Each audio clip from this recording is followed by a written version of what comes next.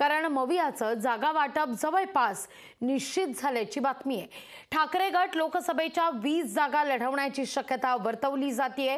सगळ्यात महत्त्वाचा मवियामध्ये फॉर्म्युला ठरलाय आणि तो फॉर्म्युला आहे जिंकेल त्याला उमेदवारी असं सूत्र ठरलं असल्याची देखील जोरदार चर्चा सुद्धा होतीये। महाराष्ट्रातील मवियाचं जागा वाटप जवळपास निश्चित झाल्याची ही माहिती आहे। ठाकरे गटाचे नेते संजय राऊत यांनी महाराष्ट्र परिवर्तनाला सज्ज असून आमचं सगळं ठरलंय असं सांगितलंय, तर काँग्रेसनं जागा वाटप समोपचारानं होईल अशी ग्वाही दिली आहे। तर जिंकेल त्याला उमेदवारी असं राष्ट्रवादी काँग्रेसचे अध्यक्ष शरद पवार यांनी आधीच सांगितलेलं आहे। त्यामुळे मवियाचं जागा वाटप जवळपास निश्चित झालं असल्याची चर्चा आहे। याविषयी अधिक आपण जाणून घेऊया। ज्येष्ठ पत्रकार मृणालिनी नाणिवडेकर मॅडम आपल्या सोबत जोडल्या गेलेल्या आहेत। नमस्कार मॅडम, स्वागत आहे तुमचं लोकशाही मराठीमध्ये। मवियाचं आता सूत्र जवळपास ठरलं असल्याची माहिती मिळतीये। महाविकास आघाडीसाठी महाराष्ट्रातल्या निवडणुका जिंकणं हे अतिशय महत्त्वाचं आहे। 3 पक्ष एकत्र आलेले आहेत आणि ते 2 हे खरं तर भाजप या प्रमुख पक्षाच्या विरोधात उभी टाकली आहे।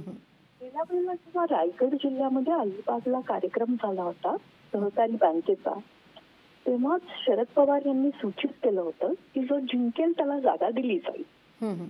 त्याच आधारावर कदाचित संजय राऊत असं म्हणतायत की आमचं जागा वाटप पूर्ण झालेलं आहे।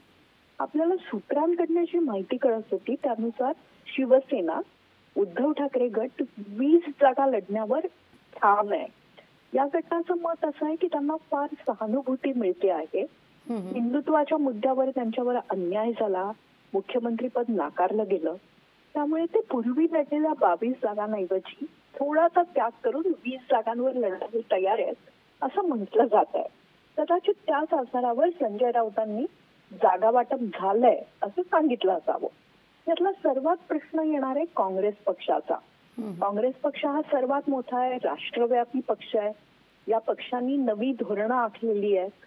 इंडिया आघाडीच्या बैठकीत खरगे यांना पंतप्रधान पदाचा उमेदवार करायला काही प्रादेशिक पक्षांनी तयारी दाखवलेली आहे। बरोबर, पण गेल्या वेळेला या पक्षाचा एकच खासदार जेमतेम महाराष्ट्रातनं निवडून आला होता। ते बाळू धानोरकरही दुर्दैवानी आता हयात नाही। त्यामुळे काँग्रेसला किती जागा मिळणार आणि काँग्रेसला कोणता फॉर्म्युला मान्य आहे याच्यावर बऱ्याच गोष्टी अवलंबून आहेत। पण सध्या तरी लोकसभेसाठी ही आघाडी सज्ज झाली आहे असं आपल्याला सांगते। निश्चित। धन्यवाद नाणिवडेकर मॅडम आमच्याशी संवाद साधलात त्याबद्दल।